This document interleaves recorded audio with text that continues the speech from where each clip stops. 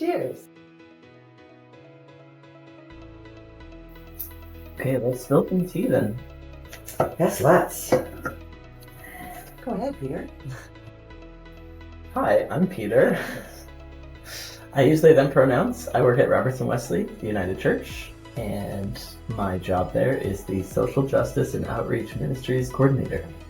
I started in November 2024, so I'm coming up on 20 months or so, something like that. Mm-hmm. My name is Sally Woolnough. Feel free to call me Sally if you meet me. My pronouns are she, her. I'm the executive director at Kirk Centre, and I have been here for 10 years this November. Kirk Centre is a non-profit community hub in Northwest Edmonton. We're in the Dovercourt area. We're in what used to be a United Church, a single congregation United Church building that is now being converted into a community hub. So we have space where we hold many different groups and organizations. We also have offices. We do it all at about 50% below market value to ensure that it's affordable. And our main mission is to be diverse and multicultural and inclusive and accessible. Robertson-Wesley is an active United Church congregation that's been affirming, so we are intentionally explicit, public about our inclusivity for 17 years now. 2009 we became affirming, so we do incorporate all types of identities in our worship and in our programs outside of Sunday mornings. We would consider ourselves a community hub as well, but still functioning as a United Church as well. So we host numerous different community programs where actually everything that we run, the idea is that you belong here as long as you feel like you belong here. So if you are coming in to pick up from the food bank, then if you feel like this is your home, then it's your home. If you are coming to art studio on Monday evening or Wednesday afternoon and that's the only thing that you do, then this is still your place. And then there's people who don't even walk through the doors. They join us online for our services on Sunday, and they're still part of our community.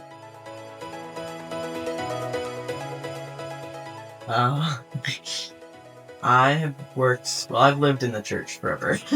I grew up in the church, and recently, during the pandemic, decided to go to seminary in the States, and coming back here after that journey, I have an MDiv in interreligious chaplaincy and an MA in eco-justice. So this job was created not for me, but created out of a previous position, and I applied for it and got it, and that's why I'm in there. Because I care about justice and I care about the work of the church that involves everyone. I'm also pagan, so there's a bit of opportunity to do some outreach and inclusivity beyond Christianity. So that's a fun fact about me. Awesome. Did you know that is a fun fact. We haven't even gotten to that question yet. Yeah, I got into this field. So my background is in accounting. And I got into this field because the Edmonton Presbytery was located in this building. And the Edmonton Presbytery was a governance level of the United Church until 2019 when they restructured their governance levels. And I did the accounting for them, joined their financial and treasurer meetings. And then as Kirk congregation was looking at disbanding, I became part of their conversation and was doing their books. And because I was in these meetings of these conversations about what would happen to the building, what would go on, and putting sort of my 2 bits in as I became more comfortable over the couple of years that I was doing that, next thing you know, the conversation was, do you want to do this? And although accounting is great, and I really enjoy it. I'm not a sit behind the desk kind of gal. I like to be around people. I like to see what's going on. So to have the opportunity to sort of create something and then make a difference in people's lives, rather than in just their taxes, was a really great opportunity.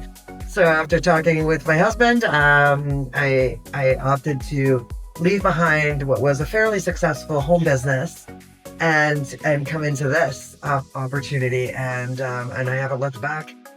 And the thought of going back to a corporate world versus a nonprofit, people-based world and needs-based world is an impossible thought now that I've been doing this for so many years.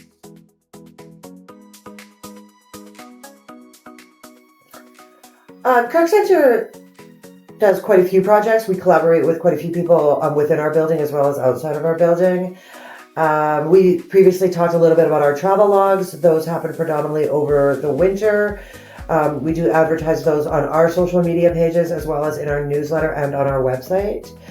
And we have put on art classes. Some of those have been just your average art class. Some of them have been more multicultural type art classes. We did fish scale art classes, which was very interesting. You dye the fish scales, then you use them to make a pattern. Many people made a fish out of fish scales, which was very cool. Currently, we're working with ACOAC, which is the Alberta Community Outdoors Adventure, something with a C at the end. And they are doing calligraphy classes right now on Wednesdays, which is very interesting. We do cooking classes over the winter time. Oftentimes they're very multicultural in order to just sort of teach people how, how other cultures work, what spices get used. You get to eat at the end of it. It's awesome. We have our free dinners we do twice a year. We also have our summer concert, which our next summer concert is on August 22nd between 2 and 4:30, of which we have singers and dancers and entertainment and things for the kids as well as food, whatnot. That is completely free other than the food, which is done by vendors. We also have our garden work. We have a memorial garden. We're looking for volunteers on, so secondary plug to work with our memorial rose garden. So a lot of things happen in and around Kirk Centre. What about you, Peter? We also have a lot happening. We have regular programs that happen pretty much every week or more times in a week. So obviously we have church on Sundays. We have scripture reflections on Tuesdays. We do art every week, twice a week. We're off from July, but when this video comes out, we'll be back in studio. We are a food bank depot. We have our community dinner once a month in rotation with 2 other churches in the area. We have 3 days a week of bag lunches, coffee hangout on Thursdays. There's a lot of stuff that can bring people to the church that are very consistent. But then we also have, every now and then we have a games night, or we have a concert, or our internal groups host things like the Edmonton Interfaith Center has their Lunch and Learn, which is pretty much once a month, I think. Oh, nice. On Wednesdays. So there's a lot of sporadic random happenings. Our big things that Robertson-Wesley kind of focuses on is the food and meal provision and music. Those are kind of when people talk about Robertson-Wesley, those music is big and food is big. Yeah. But we're also, tonight, actually, it's July 30th.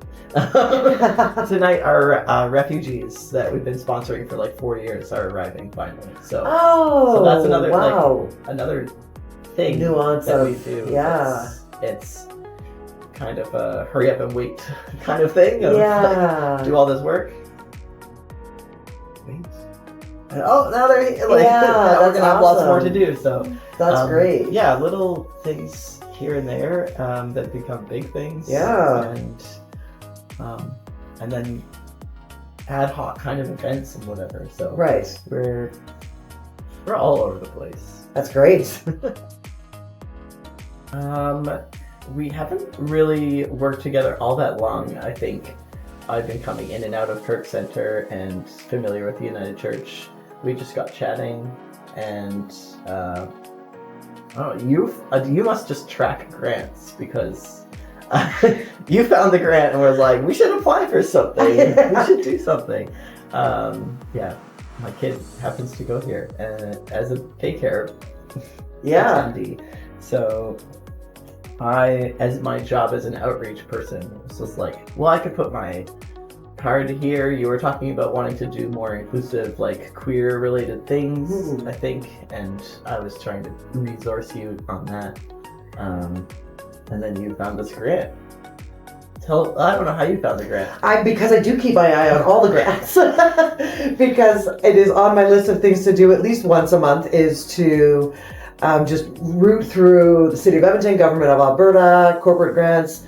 And yeah, I found this one, and in the spirit of wanting, we had a few things going on here at Kirk Centre, but then sort of shifted and didn't have the queer-related programming that I would like to have to show the diversity and to be able to host that. So in searching through the City of Edmonton, I found the Beyond Belonging grant, and it just fit right into what I knew where Kirk needed to be a little bit better in that area. And then having your business card sitting on my desk from our previous encounters, I thought this was perfect to find something that we could work on together.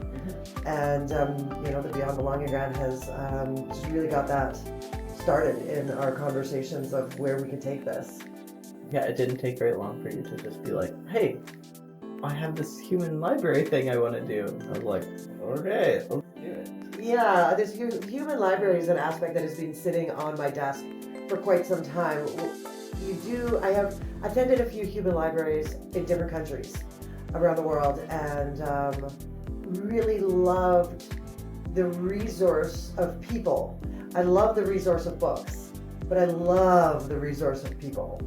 And being able to sit in a bit of a controlled atmosphere with a little bit of a structure on where the conversation might lead, but enough loosey-goosiness about it to ensure that there is a real conversation that's happening between humans.